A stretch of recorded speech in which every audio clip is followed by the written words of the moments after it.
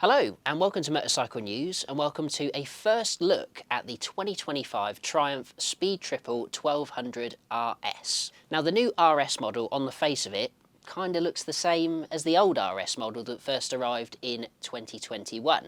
But the headline for this new bike is that it meets Euro 5 Plus emissions regulations. It's got 3 brake horsepower more than before, a little bit more torque, and it's got Öhlins Smart EC3 semi-active electronic suspension. On top of this, there's lots of rider modes, there's independent wheelie control, a 5-inch TFT dash. Basically, it's just a really clever British Super Naked built by Triumph. Now the Super Naked class is quite hot property for 2025. We've had absolutely loads of new bikes coming through, and Triumph have identified 3 key rivals that they themselves feel that the Speed Triple will match the closest, and that's the BMW S1000 R family, the KTM 1390 Super Duke R family, and also Aprilia's updated Tuono V4 family.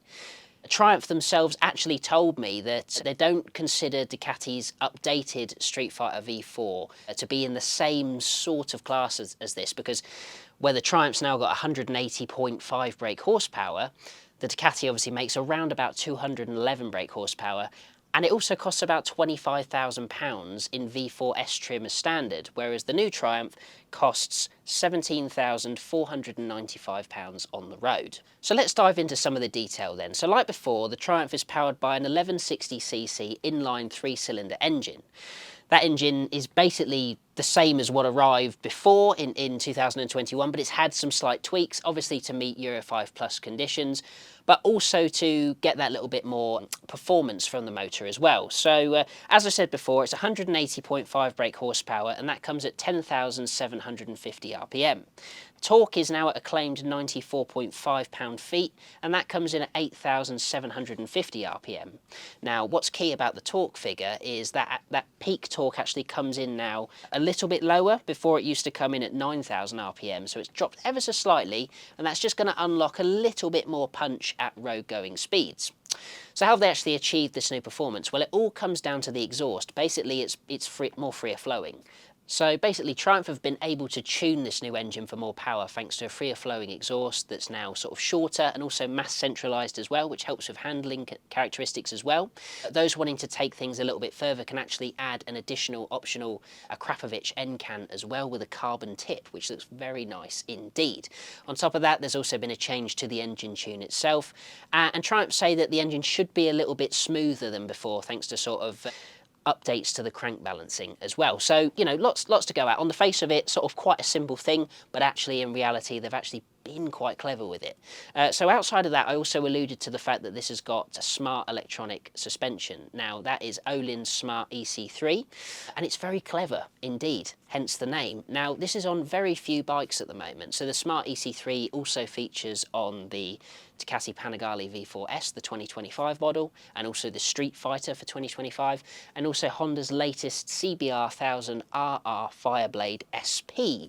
Just rolls off the tongue, that one, doesn't it? So what does that actually mean in practice? Well, if you remember, the old Speed Triple had manually adjustable Öhlins suspension, and actually it was the semi-fed sort of cafe racer version, the RR, that had semi-active suspension. Well, unfortunately, Triumph have confirmed that the RR is going to be leaving the range for 2025. It's not going to be updated for Euro 5 Plus, and they've brought that sort of semi-active suspension perk over to the naked bike instead. So now the rebound and compression damping adjusted via electronics, but the preload actually remains manually adjustable. Now within the TFT dash, there's actually a number of settings and sort of guides that will help you set up the preload for what you need. And that's done by, you know, putting in things like rider weight into the dash, and then it tells you what to sort of click to get the optimum handling characteristics from the suspension. So on top of the Öhlins suspension, you also get a new adjustable steering damper as well. And there's a number of other tweaks as well, including Brembo styling monoblock calipers up front and Pirelli Diablo Supercorsa SP V3 tyres as well, which are basically some of the most track day inspired rubber that you can have for the road as well. So this is, this is all about sort of going as fast as possible on a track and on a road. As well as that, to help reduce gyroscopic effect and help the bikes change direction faster as well, there's a new design on the wheels. So at the front there's a sort of 5-spoke design which looks reminiscent of previous Triumphs, and at the back there's now a sort of curved spoke design which is really visible because this bike has a single-sided swing arm.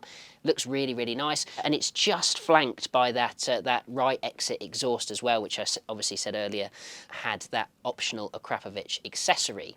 The bike itself comes ready to ride at 199 kilograms, which makes it quite a light bike as well. And as I said before, there's an advanced number of electronics to help keep this bike on the straight and narrow, whether you're on a racetrack or if you're riding to the shops. On this bike now as well, you get a new track mode, and you get something called brake slide assist. Now basically what that does, that brake slide assist, is it's only accessible within the track mode, and it basically limits the ABS's intervention. So it allows a little bit more rear wheel lift, and it allows for the front ABS to kick in slightly less when you're at an angle as well. So basically when you're braking hard for a corner, or you're trail braking into a turn, or you're braking hard enough that rear wheel wants to start lifting like top rack, the front brakes aren't going to fight with you, basically, and let you run on. They're designed to kind of help you go that extra mile when you're on a racetrack. On top of this, the riding position has been tweaked ever so slightly. The bars are now a little bit more upright than before. This was quite an upright bike anyway because it was a naked, but they've basically just rolled the bars a little bit just to make it a slightly flatter profile, and they've got wider by 20mm on either side. So that should just give you a little bit more space on the bars, allow you to muscle it around a little bit more. Now, we don't know all that much about the bike yet. We don't really know when we're going to be testing it sort of for the first time, but what we can tell you is that Triumph hope to have the bikes in dealers from April, and obviously we'll be giving this a full group test when it arrives. I know Triumph themselves said that the Ducati wasn't a direct rival, but obviously it shares similar suspension components, and 180.5 horsepower is nothing to be sniffed at, regardless of not meeting the magic 200, which it doesn't really need for the road. No one needs that on a naked bike, really, if they're being honest. We can't wait to see whether or not it comes out on top when we test it against its direct competition. So that's it for now. Obviously, we'll bring you more detail as and when it becomes available. Stick around for the launch report coming soon and that group test, as I said. If you've enjoyed this video, please remember to give us a little like and a subscribe, and let us know in the comments what you think. Should they have done more with this bike for Euro 5 Plus? Should they have left it alone? I'd love to hear your thoughts. I'll see you very, very soon.